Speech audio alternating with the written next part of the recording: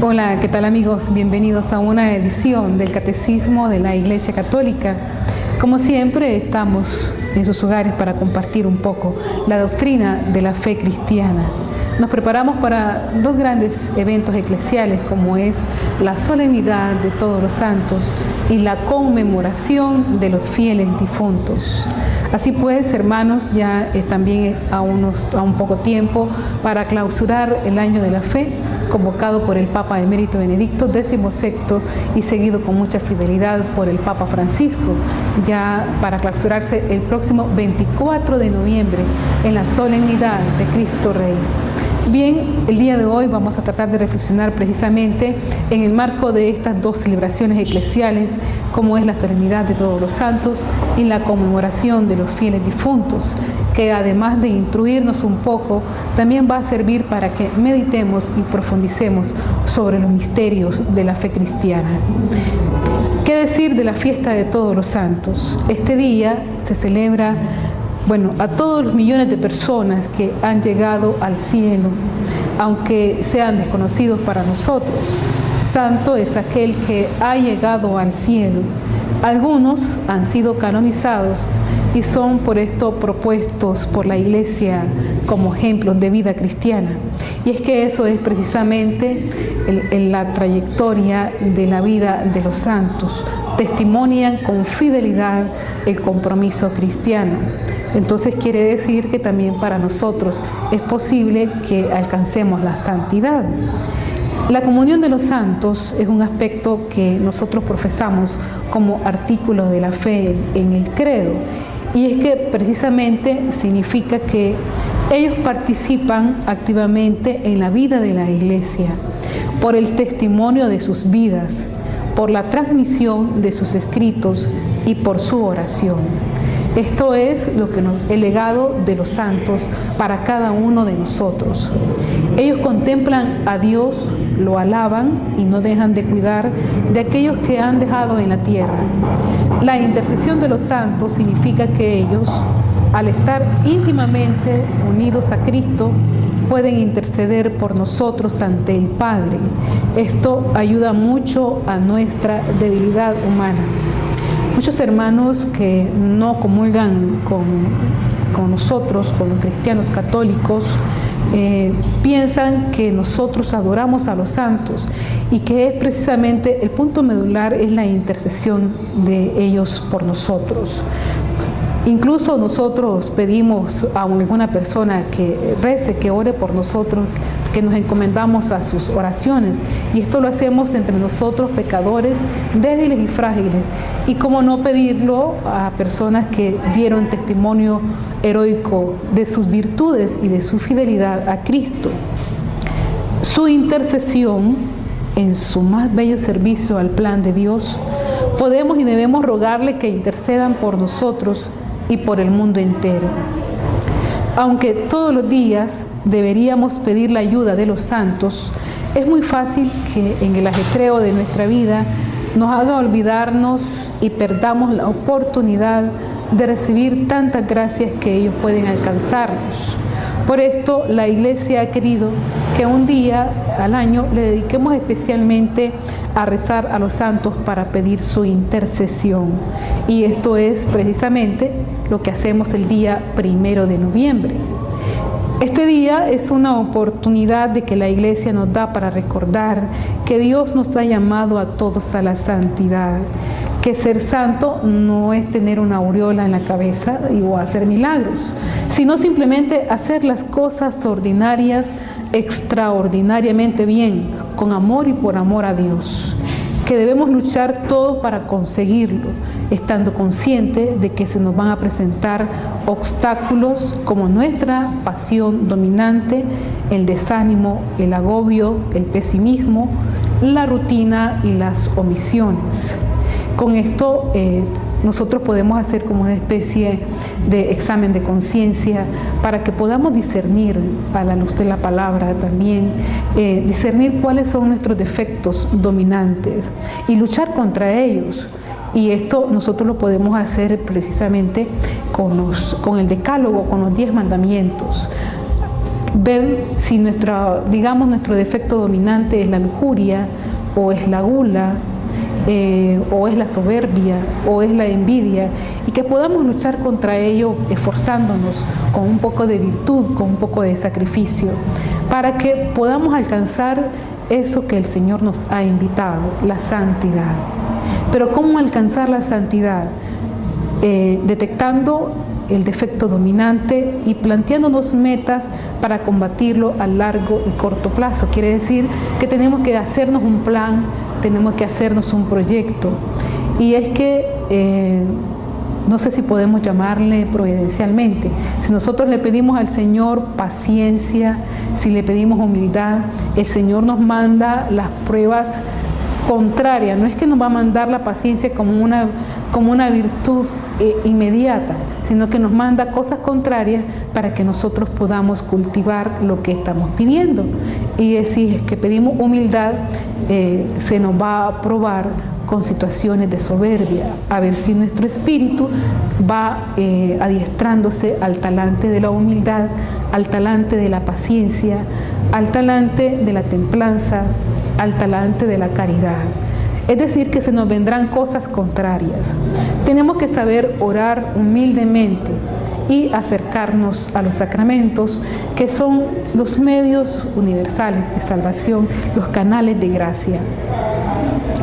Pero veamos un poco de historia de cómo surgió esta fiesta en la iglesia.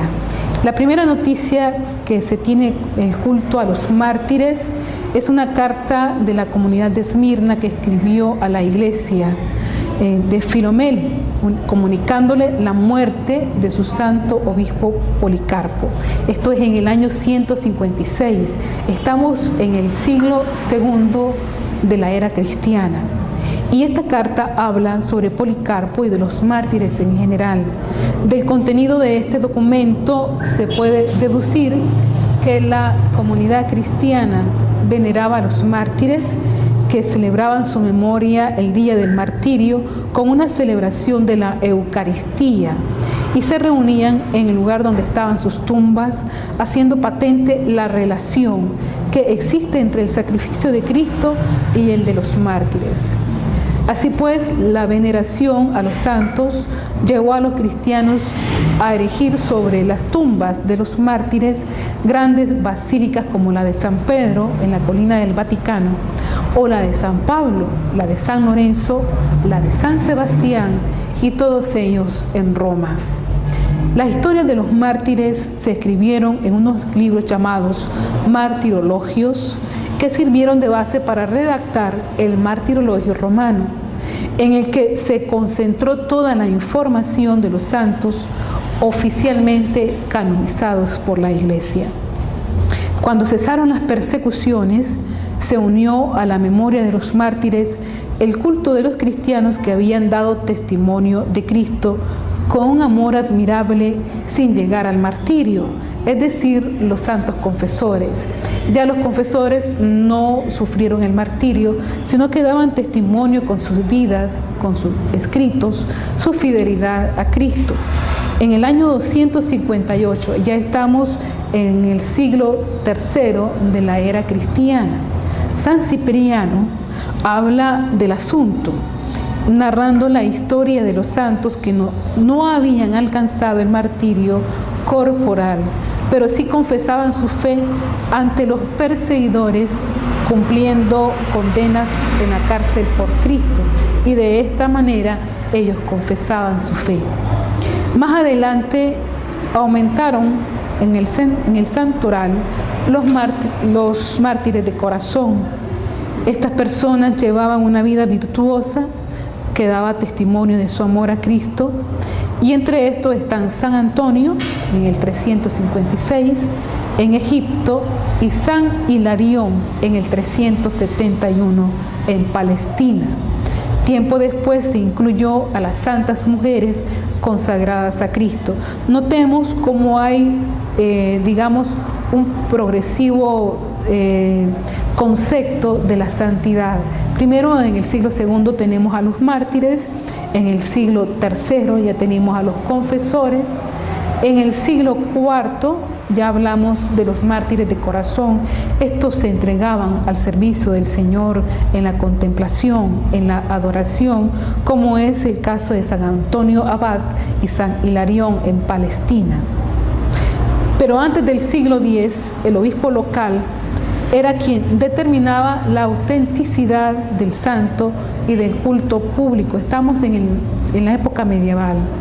Luego se hizo necesaria la intervención de los sumos pontífices, quienes fueron estableciendo una serie de reglas precisas para poder llevar a cabo un proceso de canonización con el propósito de evitar errores y exageraciones. Aquí ya se empieza a hablar un poco acerca de cómo se vienen ya precisando ciertas normas, y es lo que conlleva el proceso de canonización, ya que algunos de los defectos nosotros ya los conocemos. Y es que para muchos bautizados, para nosotros los cristianos, el tema de la santidad se presenta como un poco distante y lejano. Creemos que se nos hace imposible poder alcanzar la santidad y llegar hasta el testimonio extremo de fidelidad como los santos que nosotros conocemos. Nosotros conocemos la mayoría de los santos canonizados, algunos santos que nosotros tenemos en nuestros altares, en algunas iglesias, y los santos que son de nuestra profunda devoción, nuestro aprecio, cariño, y a la cual le pedimos incesantemente. Pero hay muchos santos anónimos que no los conocemos, pero que dan testimonio con su vida, con su entrega por su fidelidad a Cristo, y que no han sido canonizados. Esto es un ideal a la cual nosotros podemos alcanzar con plena voluntad si nosotros deseamos. Esto es lo que nos plantea el Concilio Vaticano II. Nos recuerda una verdad fundamental, siempre presente en la vida de la Iglesia, pero que hoy en día adquiere una especial resonancia para los hombres y mujeres de nuestro tiempo, para nosotros, para usted, para nuestros amigos, para nuestras familias. Todos los fieles de cualquier condición y estado, fortalecidos con tantos y tan poderosos medios de salvación, son llamados por el Señor, y cada uno por su camino, a la perfección de aquella santidad con la que es perfecto el mismo Padre. Lumen Gentium número 11. Entonces, qué alegría, todos podemos llegar a ser santos.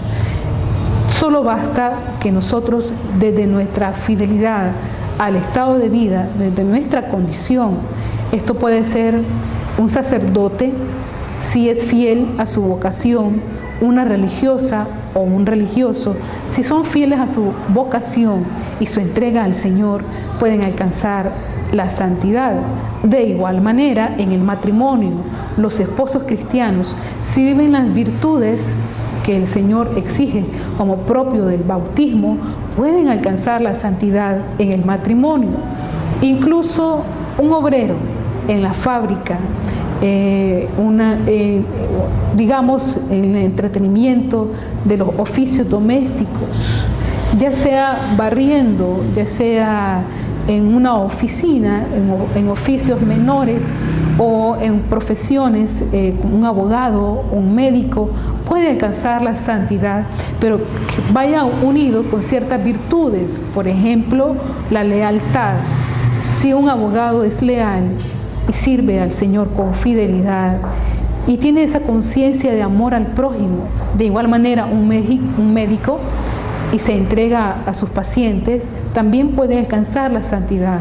Alegría, pues, todos podemos llegar a ser santos según nuestra fidelidad al Señor, nuestra entrega a los demás. Así pues, la característica de nuestro tiempo nos muestra un modelo de santidad posible para todos. Desde nuestro silencio, en nuestras casas, en la calle, en nuestras oficinas, en nuestro trabajo, en el templo, en el estado en el cual el Señor nos ha llamado, podemos llegar a ser santos, haciendo de manera extraordinaria las cosas ordinarias de la vida. Y lo podemos hacer valiéndonos de los medios de salvación que el Señor ha puesto en nuestras manos, como es tanto la vida sacramental, la oración y las virtudes. Así pues, dejémonos un poco envolver en este misterio de amor de Dios hacia cada uno de nosotros. Podemos de ser santos. ¿Cómo? Pues muy sencillamente, como hombres que tienen la gracia de Dios, porque sin la gracia divina y la protección de la Madre de Dios no haríamos más que bobadas, ¿eh? Como un niño pequeño, sin el cariño de la madre, sin el cuidado del padre, sin la protección del padre, no haría nada, no podría defenderse. Delante de Dios, que es eterno, tú y yo, pues sobre todo yo, que ya voy entrando en años, pues pero de todo soy un niño. No nos podemos dar mucha importancia. Y esto es lo bueno de nuestra vida de hombres, que somos pequeños. Y Dios nos ayudará a ser santos, cumpliendo nuestros deberes de Estado. Si tú eres casado, queriendo mucho a tu mujer, queriendo mucho a tus hijos, cuidándote por ellos, cuidándolos a ellos, trabajando en tu labor profesional con sentido de justicia, siendo generoso, cumpliendo, además de los deberes de justicia, los de la caridad, que es meter el corazón en las cosas terrenas. Si no, la vida es muy dura, muy seca. Pongamos el corazón, pongamos la caridad de Cristo, y así todo es suave en la vida. No hay violencias, y tú no las quieres, las violencias, yo tampoco. El 1 y el 2 de noviembre nuestro pensamiento se remonta hacia la eternidad, el recuerdo de los santos y de los difuntos. Y todavía el día 9 y el 18 de este mismo mes, la liturgia vuelve a insistir en ideas con motivo de la dedicación a las iglesias principales de Roma.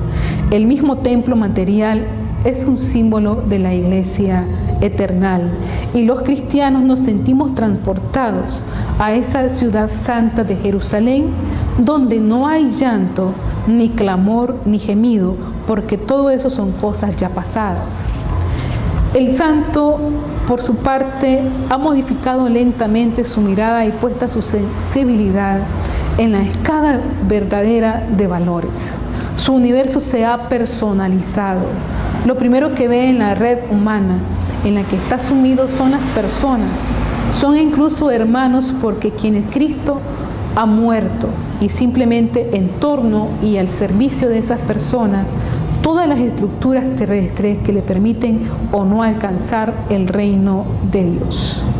Así pues, todo está ahí.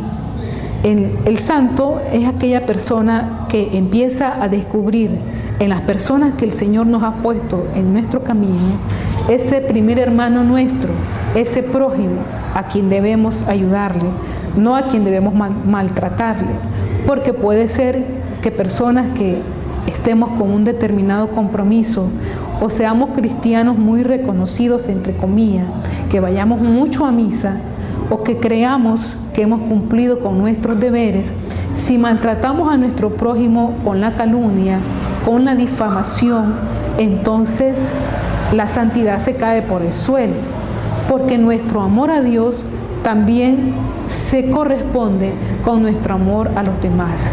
Y la caridad no solamente es de palabra, no solamente es de obra, también la caridad empieza por el pensamiento, por nuestros juicios hacia las personas. Y en esto debemos que tomar en cuenta. Cuando San Pablo recibe esta iluminación en su proceso de conversión y el Señor le dice, ¿por qué me persigues? Él contestó, ¿quién eres, Señor? Y él, yo soy Jesús a quien tú persigues. En esta primera revelación, Jesús se muestra personal y de manera íntima unido al discípulo, a quienes Pablo perseguía. Más tarde, en la doctrina del cuerpo místico de Cristo, uno de los temas centrales de su predicación mostrará esta unión profunda de los cristianos entre sí por estar unidos a la cabeza que es Cristo. Si padece un miembro, todos los miembros padecen con él. Y si un miembro es honrado, todos los otros a uno se gozan. Por eso, pues, cuando en nuestra iglesia pasan ciertas situaciones desagradables, ciertos escándalos, todos los miembros de este cuerpo místico que es la Iglesia sufrimos. Nosotros no podemos alegrarnos por el mal que le puede pasar a otro hermano nuestro. Entonces, ahí no estamos unidos a ese cuerpo místico de Cristo. Nosotros nos alegramos con quienes se alegran, nos entristecemos con quienes se entristecen. Y esto es parte de la comunión en el misterio, en los bautizados. Decimos en el credo, creo en la comunión de los santos. Consiste en una comunidad de bienes espirituales de la que todos salimos beneficiados. No es una participación de bienes materiales, artísticos, culturales, perecederos, sino una comunidad de bienes imperecederos, con sentido de eternidad, con la cual no podemos prestar ayuda unos a otros, ofreciendo al Señor nuestro trabajo, nuestra oración, nuestra alegría, nuestras dificultades. Podemos hacer mucho bien a personas que están lejos de nosotros y a la Iglesia entera. Qué bueno es que nosotros podamos decir en un momento determinado en nuestro día, en nuestra cotidianidad: Señor, yo te ofrezco esta dificultad, te ofrezco este sacrificio por la conversión de los pecadores, por la necesidad de una persona que así lo tiene a bien, por la salud de un enfermo. Incluso esas gracias pueden redundar en personas que nosotros no conocemos. Y esto es parte del misterio de la comunión de los santos. Vivid en una particular comunión de los santos y cada uno sentirá a la hora de la lucha interior lo mismo que a la hora del trabajo profesional, la alegría y la fuerza de no estar solo. ¿Por qué? Porque nosotros contamos con las oraciones de los demás. Santa Teresa, consciente de los estragos que hacían los errores protestantes dentro de la Iglesia, sabía también de este apoyo que nos podemos prestar los unos a los otros. Porque andan ya las cosas del servicio de Dios tan flacas, decía Santa Teresa, que es necesario hacerse espaldas unos a otros los que les sirven para ir adelante. O sea, apoyarnos en otras personas para poder ayudarnos los unos a los otros en estas dificultades. Y siempre se vivió esta doctrina en el seno de la Iglesia. Entonces, preguntémonos, ¿qué significa para mí la comunión de los santos? Quiere decir que todos los que estamos unidos en Cristo, los santos del cielo, las almas del purgatorio y los que aún vivimos en esta tierra, debemos tener conciencia de las necesidades de los demás. Aún personas no cristianas, aún personas que no creen o que no profesan nuestra fe, siempre inconscientemente le puede pedir apoyo, se siente apoyado por un amigo, por una persona que estima. Ese apoyo es lo mismo, es el inicio que podemos hacer de la comunión de los santos, porque nos sentimos identificados con algo. Los santos del cielo deben amar las almas que Jesús ama, y el amor que tienen por las almas del purgatorio y las de la tierra no es un amor pasivo. Los santos anhelan ayudar a esas almas en su caminar hacia la gloria, cuyo valor infinito son capaces de apreciar ahora como no podían antes. Y si la oración de un hombre bueno de la tierra puede mover a Dios, ¿cómo será la fuerza de las oraciones de los santos que se ofrecen por nosotros? Son los héroes de Dios, sus amigos íntimos, sus familiares. Cuando nosotros descubrimos que una persona ha vivido con radicalidad evangélica su vida, su testimonio en las personas que nosotros conocemos, decimos, fue una persona buena o es una persona buena. Y a esa persona buena que nosotros la calificamos por sus obras, por sus palabras, por su lealtad, por su paciencia, por su servicio a la Iglesia, entonces inmediatamente nosotros nos sentimos apoyados en esa persona. De igual manera, imaginémonos cómo será sentirnos apoyados por los santos que han vivido con radicalidad el amor de Dios en sus vidas. Y de esto nosotros tenemos que reflexionar mucho para poder comprender con exactitud el sentido de la profesión de fe en el artículo de la comunión de los santos. Quien tiene al Señor Jesús como una perla preciosa por la cual se ha dado todo, experimenta en el corazón todas las riquezas del tesoro de la fe. Cuando una persona ha vivido ese amor de Dios en su vida, lo puede transparentar hacia los demás por su sinceridad, por su honestidad, por su vida dedicada a Dios, por su vida de transparencia, por su vida de trabajo. Esas son virtudes en las cuales el Señor va empapando a la persona desde el mismo momento del sacramento del bautismo. Pero la persona tiene que vivirlo con total disponibilidad porque se está abriendo a la gracia. Cuando una persona no se abre a la gracia, entonces, aunque aparentemente podría ser buena, pero no se abre a la gracia, entonces fácilmente la podemos conocer, porque el Señor nos da las pautas de discernimiento. Por sus frutos lo conoceréis. ¿Qué frutos produce este tipo de persona? División, difamación, malestar entre las personas, o hay envidias. Entonces todo esto lo podemos notar y nos puede ayudar a nosotros a discernir. Queridos hermanos y hermanas, hoy quiero hablar sobre una realidad muy bella de nuestra fe, la comunión de los santos. Esto significa comunión entre las personas santas. Resiste una comunión de vida entre nosotros, los que creemos en Cristo y nos hemos incorporado a Él por el bautismo. La relación entre Jesús y el Padre es el modelo de este fuego de amor. Y la comunión de los santos es una gran familia. Todos nosotros somos familia. Una familia donde todos procuramos ayudarnos y sostenernos entre nosotros.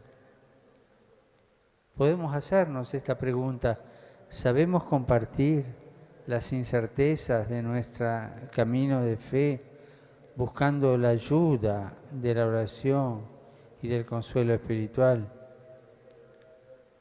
¿Escuchamos y ayudamos a los que nos piden esta ayuda?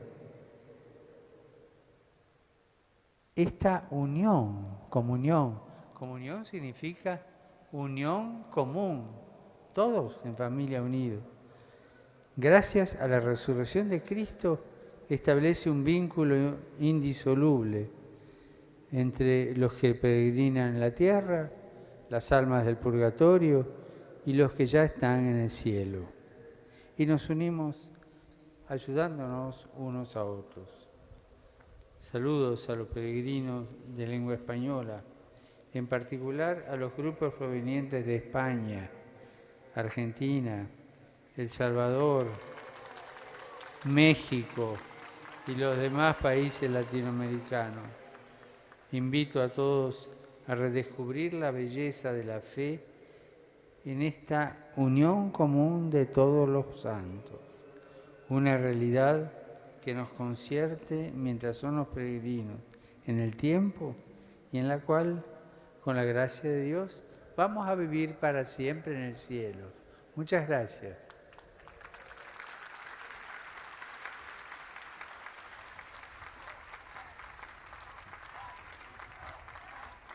Sit nomen Domini benedictum. Aiutorium nostrum in nomine Domini. Benedicat vos omnipotens Deus, Pater, et Filius, et Spiritus Sanctus.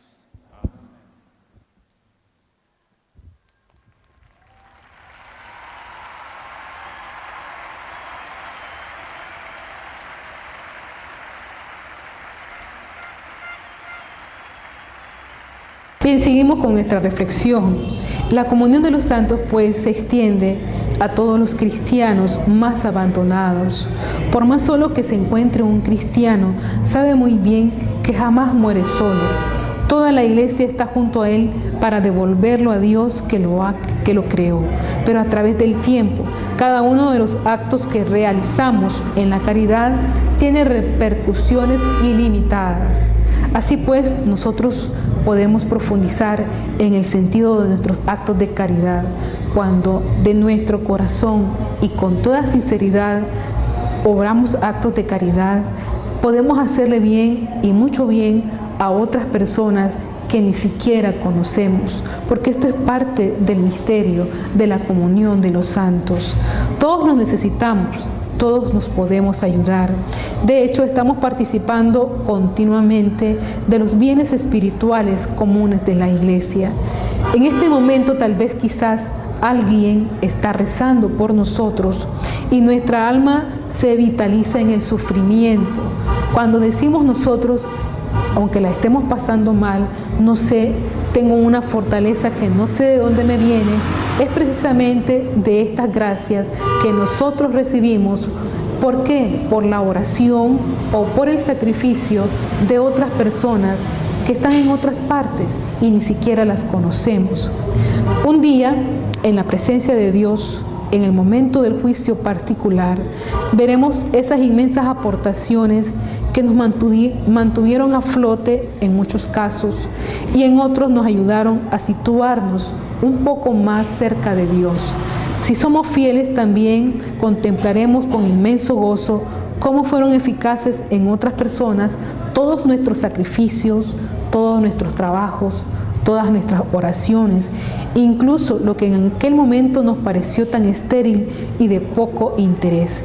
Quizás veremos la salvación de otros, debida en buena parte a nuestra oración, a nuestra mortificación y a nuestras obras. Que podamos comprender la inmensidad, la intensidad de la caridad obrada por Dios en la vida de nosotros por cada obra de sacrificio que podamos hacer. Cuando una madre, por ejemplo, reza por el hijo enfermo, cuando un amigo se preocupa por el amigo, cuando una persona conoce la necesidad de otros, cuando se conmueve ante las necesidades o ante la enfermedad de otras personas, en ese momento hay un derroche de gracia. ¿Por qué? Porque está el derroche de la caridad que sale del corazón y que quiere hacer el bien para los demás. ¿Cuánto bien podemos hacer nosotros? No solamente de obras, sino también desde nuestra vida interior. San Gregorio Magno expone con gran sentido gráfico y pedagógico esta eficacia maravillosa de la Santa Misa. Nos dice, me parece, dice el Santo Doctor, en una de sus homilías, que muchos de ustedes sabéis el hecho de que os voy a recordar. Se cuenta que no a mucho tiempo sucedió que cierto hombre fue hecho prisionero por sus enemigos y conducido a un punto lejano de su patria. Y como estuviese allí mucho tiempo y su mujer no le viera venir de la cautividad, le juzgó muerto y como tal ofrecía por él sacrificios todas las semanas. ¿Y cuántas veces su mujer ofrecía sacrificios por la absolución de su alma? Otras tantas se le desataban las cadenas de su cautiverio. Vuelto más tarde a su pueblo, refirió con admiración a su mujer cómo las cadenas que le sujetaban en su calabozo se desataban por sí solas en determinados días de cada semana. Considerando su mujer los días y horas en que esto sucediera, reconoció que quedaba libre cuando era ofrecido por su alma el santo sacrificio, según ella pudo recordar. Muchas cadenas se nos rompen cada día gracias a las oraciones de los demás. Qué bonito, imaginémonos, esto es parte de la comunión de los santos. Se cuenta de cierto sacerdote que también le infligían muchas tentaciones y su vocación estaba ya disipándose. Y en un momento determinado que él sintió gracias extraordinarias y volvió con fidelidad a su vocación. Un día, celebrándole la Eucaristía a unas monjas de clausura, al momento de dar la comunión a una de las hermanas, él sintió una gracia especial.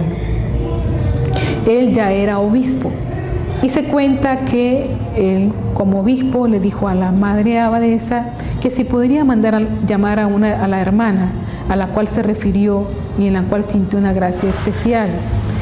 La madre abadesa llamó a todas las hermanas y entre todas las hermanas que llegaban no estaba la hermana que él había visto. Entonces él le dijo que faltaba alguien y efectivamente faltaba una de las hermanas que hacía trabajos menores en el establo del monasterio. Esta hermana hacía este oficio de estar llevando o cuidando los animales porque precisamente le fastidiaba este oficio, le molestaba, pero lo hacía haciéndolo en base del sacrificio por un sacerdote. Y esa gracia le llegó a este obispo, a este sacerdote, que sin conocerlo le ayudó mucho para su vocación. Cuando cumplimos el piadoso deber de rezar y ofrecer sufragios por los difuntos, también hemos de tener especialmente en cuenta a aquellos con los que mantuvimos en la tierra unos vínculos muy fuertes. Por ejemplo, los padres, los hermanos, los amigos. Ellos cuentan con nuestras oraciones. La Santa Misa es también el sufragio más importante que podemos ofrecer por los difuntos. En ese dogma de la comunión de los santos se basa la doctrina de las indulgencias. En ella la Iglesia administra con autoridad las gracias alcanzadas por Cristo, la Virgen y los santos bajo ciertas condiciones y emplea esas gracias para satisfacer por la pena de vida, por nuestros pecados y también por los que deben satisfacer las almas que están en el purgatorio. Y todo esto lo podemos hacer desde el cumplimiento fiel de nuestros deberes, nuestros trabajos, soportar con paciencia ciertos malestares que nos contrarían de manera física o en las enfermedades. Contrariedades y oraciones constituyen una ayuda formidable para los demás. Nada de lo que hagamos con rectitud de intención se pierde. Son perlas preciosas que aumentan la gracia. Si viviéramos mejor esta realidad de nuestra fe, nuestra vida estaría llena de frutos. Un pensamiento que te ayudará en los momentos difíciles. Cuanto más aumente mi fidelidad, mejor contribuiré a que otros crezcan en esta virtud y resulta tan atrayente sentirnos sostenidos unos a los otros.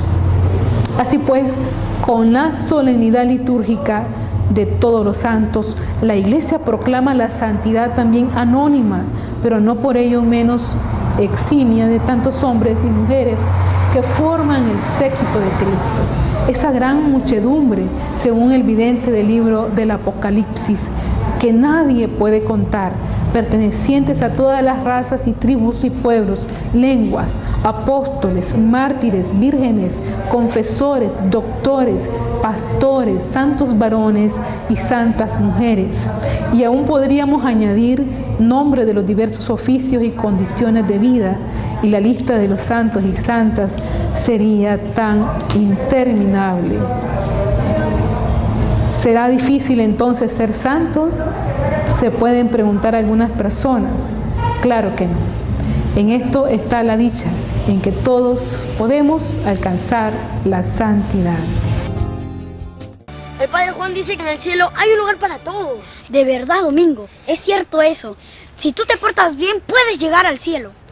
Entonces, todos podemos ser santos. Más o menos. Tampoco es tan fácil. ¿Cómo están, muchachos? ¿Ah?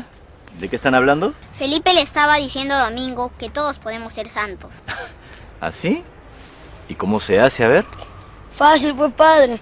Uno tiene que rezar bastante y portarse bien. Ah. Pero también hacer unas penitencias que me duelen mucho. Dejar de comer, dejar de dormir, dejar de comer. Pues Padre sí. Juan, ¿eso es verdad? Mira, Domingo, lo que dicen tus amigos con respecto a que todos podemos ser santos, eso es verdad, en eso estoy de acuerdo. Pero lo de las penitencias no es necesario, Felipe. Pero si Santa Rosa y San Martincito se hicieron santos así, puro golpe, coronas. Claro, entonces yo me voy a poner chapitas en la rodilla y voy a caminar arrodillado. O me saco la correa, ¿no? Y me quiere hacer santo, le meto un golpe. No. O yo me meto golpe, ¿ah? Y en la noche no duermo, sino que me ahorco, así duermo en el closet y al día siguiente ya amanecí santo. No, eso fue en el pasado. Ahora la santidad es diferente. Miren, ahora la santidad uno puede hacerla como hijo, como alumno, como amigo. ¿Me entienden?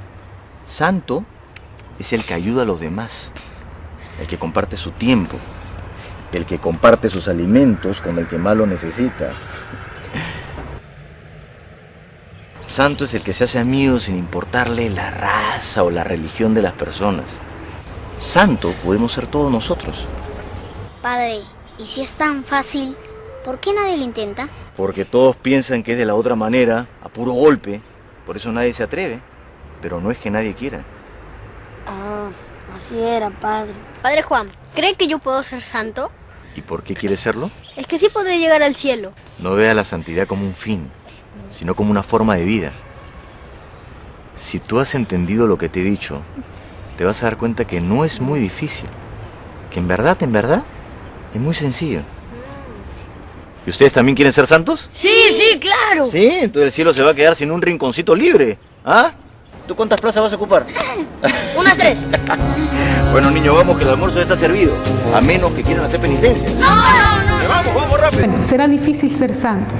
Nos preguntamos algunas veces. La verdad que lo difícil es que la santidad de existir sea reconocida oficialmente. Eso es lo más difícil. Para eso se deben de producir algún que otro milagro, además de requerir un papeleo interminable y el empleo de no pocos recursos económicos.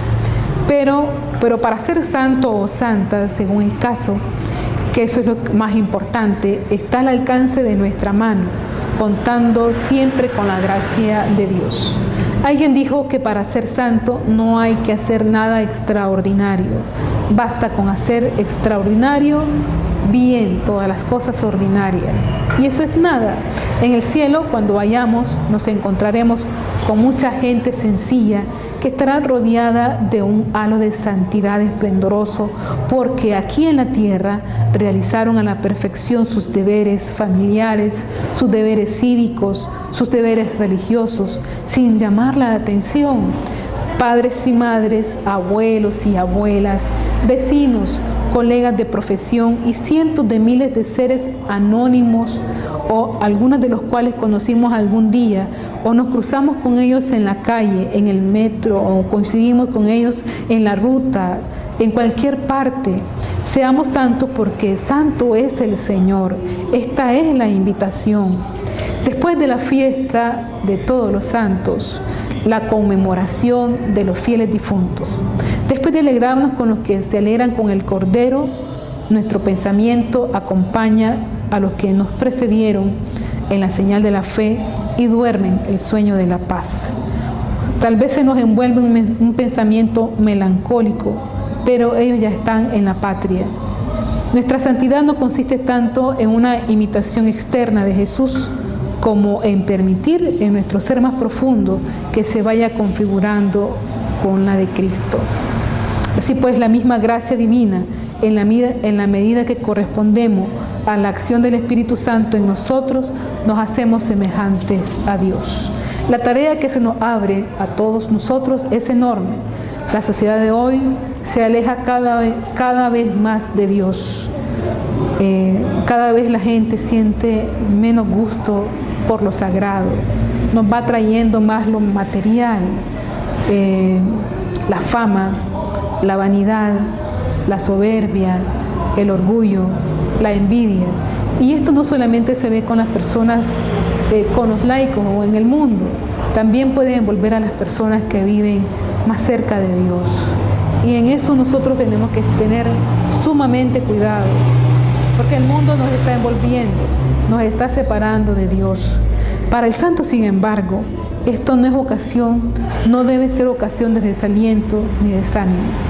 Por el contrario, es motivo de estímulo y aún de mayor decisión, pues quien se sabe luchando por instaurar en el mundo la civilización del amor, sabe que cuenta con la poderosa ayuda de Dios, como lo exclamaba San Pablo: si Dios está por nosotros, ¿quién está contra nosotros? La única manera de transformar el mundo es empezando por transformarse uno mismo. Todo el mundo anhela que los demás cambien y nadie piensa que nosotros también tenemos que cambiar. Empezar a transformarnos, tenemos que cambiar nosotros.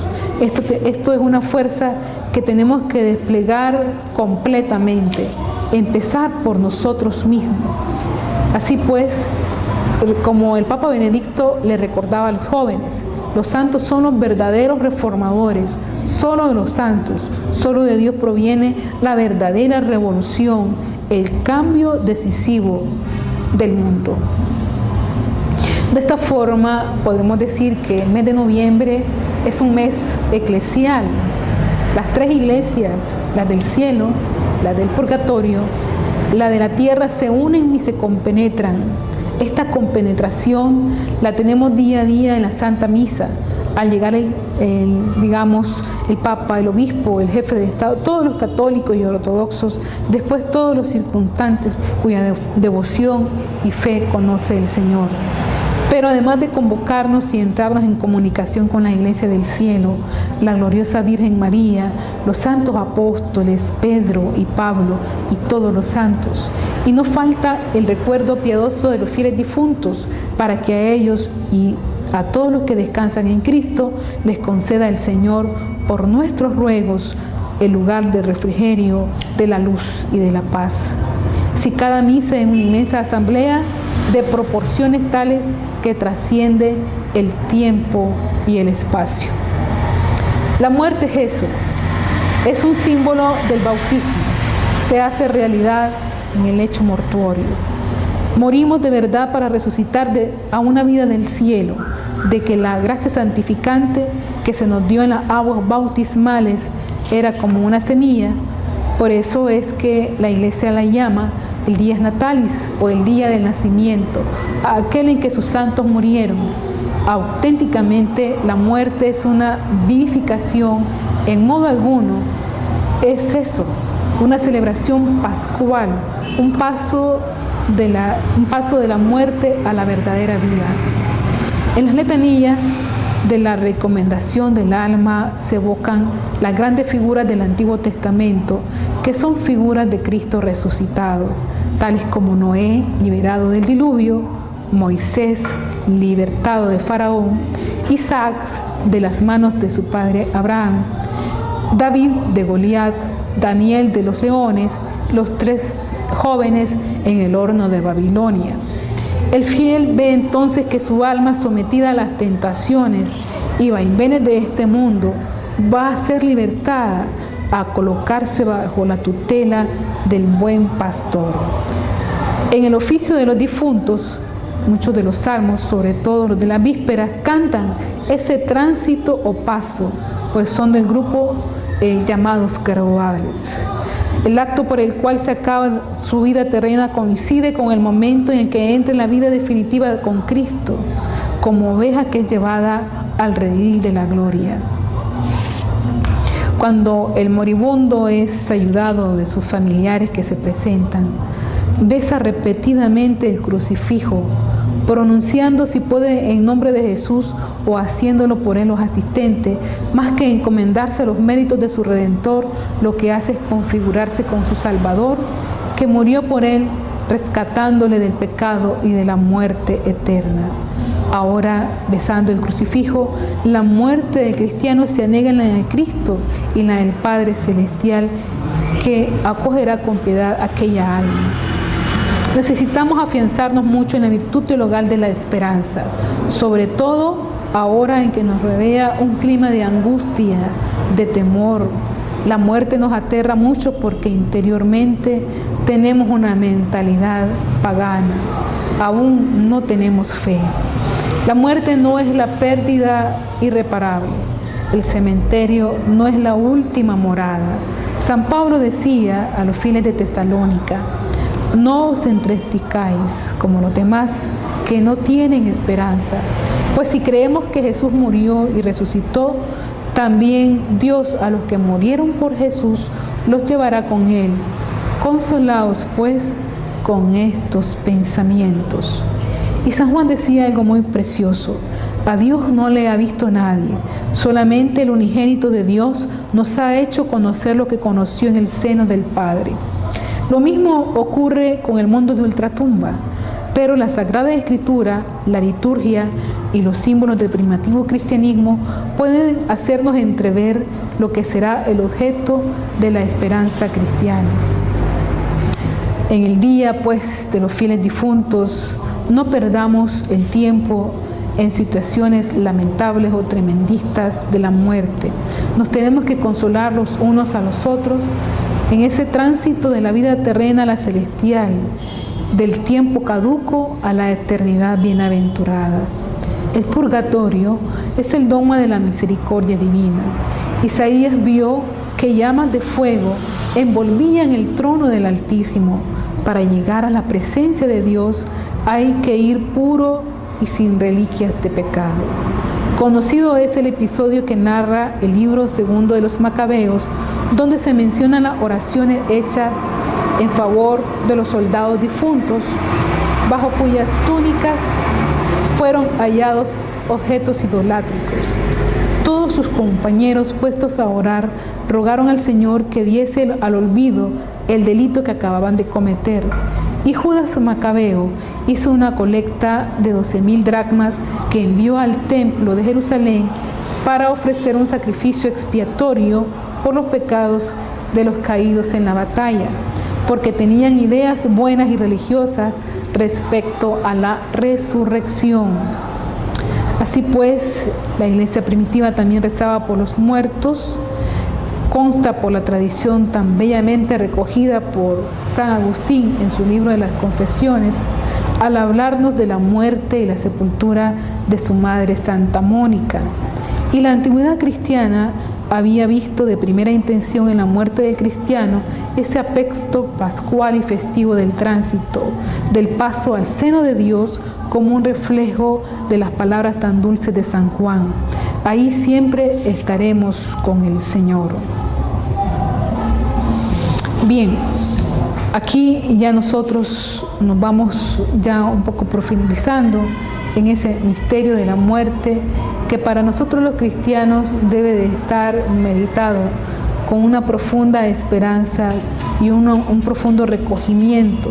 También debemos rezar por nuestros fieles difuntos, los que ya nos han precedido en la fe, los que ya están en el cielo, los que ya están gozando de la presencia del Señor. Así pues, recemos por ellos para que también ellos alcancen este gozo del Señor y puedan contemplar el rostro de Dios. Tengamos una oración piadosa por nuestros fieles difuntos, algún pequeño sacrificio.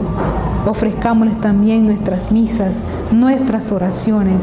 Hagámonos acompañar por ellos, que ellos ya también están gozando de la presencia de Dios. Esto es para consuelo nuestro, por nuestros familiares, por nuestros amigos, por aquellas personas a quien tanto habíamos querido en vida. Ya este próximo 1 de noviembre, el 2 de noviembre los acompañamos. Un pequeño sacrificio es estar con ellos, limpiar su tumba y rezar por ellos. Que también ellos interceden por nosotros desde el misterio de la comunión de los santos. Hasta una próxima edición del Catecismo de la Iglesia Católica. ¿Sabía usted que la Iglesia Católica se compone de 3 iglesias? Se llama Iglesia a la asociación de los que creen en Jesucristo. La Iglesia se divide en 3 grupos: Iglesia triunfante, los que ya se salvaron y están en el cielo, que son todos los santos; la Iglesia militante, los que estamos en la tierra luchando por hacer el bien y evitar el mal; y la Iglesia sufriente, los que están en el purgatorio purificándose de sus pecados y de las manchas que afean su alma. Por eso, hoy celebramos la fiesta de todos los fieles difuntos. Esta fiesta responde a una larga tradición de la Iglesia Católica. Orar por aquellos fieles que han acabado su vida terrena y que se encuentran aún en estado de purificación en el purgatorio. El Catecismo de la Iglesia Católica nos recuerda que los que mueren en gracia y amistad de Dios, pero no perfectamente purificados, pasan después de su muerte por un proceso de purificación para obtener la completa hermosura de su alma. La Iglesia llama purgatorio a esa purificación, y para hablar de que será como un fuego purificador, se basa en aquella frase de San Pablo que dice: la obra de cada uno quedará al descubierto el día en que pase por fuego. Las obras que cada cual ha hecho se probarán en el fuego. La práctica de orar por los difuntos es sumamente antigua. El segundo libro de los Macabeos en el Antiguo Testamento dice: mandó Juan Macabeo ofrecer sacrificios por los muertos, para que quedaran libres de sus pecados. Y siguiendo esa tradición, la Iglesia desde los primeros siglos ha tenido la costumbre de orar por los difuntos.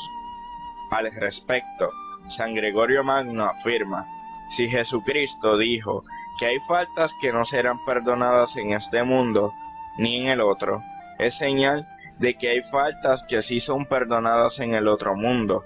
Para que Dios perdone a los difuntos las faltas veniales que tenían sin perdonar en el momento de su muerte. Para esto ofrecemos misas, oraciones y limosnas por su eterno descanso. Estos actos de piedad son constantemente alentados por la... Creo en un solo Dios, Padre Todopoderoso, Creador del cielo y de la tierra, de todo lo visible y lo invisible. Creo en un solo Señor Jesucristo, Hijo único de Dios, nacido del Padre antes de todos los siglos, Dios de Dios, luz de luz, Dios verdadero de Dios verdadero, engendrado, no creado, de la misma naturaleza del Padre, por quien todo fue hecho, que por nosotros los hombres y por nuestra salvación bajó del cielo, y por obra del Espíritu Santo se encarnó de María la Virgen y se hizo hombre, y por nuestra causa fue crucificado en tiempos de Poncio Pilato, padeció y fue sepultado, y resucitó al tercer día según las Escrituras, y subió al cielo, y está sentado a la derecha del Padre, y de nuevo vendrá con gloria para juzgar a vivos y muertos, y su reino no tendrá fin. Creo en el Espíritu Santo, Señor y dador de vida, que procede del Padre y del Hijo, que con el Padre y el Hijo recibe una misma adoración y gloria, y que habló por los profetas. Creo en la Iglesia, que es una, santa, católica y apostólica. Confieso que hay un solo bautismo para el perdón de los pecados. Espero la resurrección de los muertos y la vida del mundo futuro. Amén.